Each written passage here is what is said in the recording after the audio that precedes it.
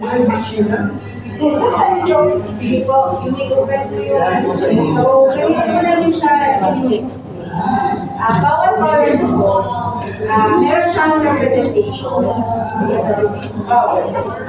So, bawat colors po, it represents something, no? Yung color yellow, walang time gold.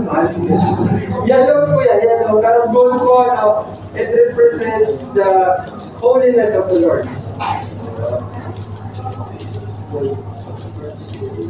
And then, yung black po, syempre may problema tayo. And black represents sin. So, yung sin po, it separates us from God. And sabi natin, sin is punishment, no? That punishment is death. From the wages of sin is death. Huwag niyo lang po yung medyo center. Tapos po yung yellow. The yellow represents holiness of God. Then black represents our sin. Yeah. Next na po natin yung red. The color red reminds of the last love for us, the blood of Jesus Christ. Next natin red. Then next naman po ay white.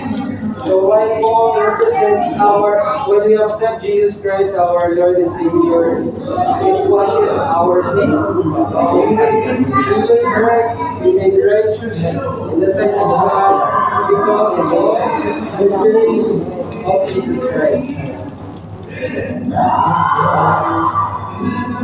Okay, congratulations. Now you are a child of God.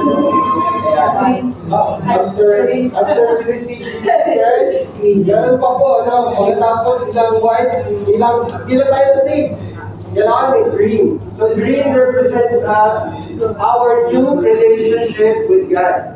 So, paano po tayo mag-improve, paano po tayo mag-grow in our life with Jesus Christ. So, praying to God, reading the Bible, going to the church, and telling others people about Jesus Christ.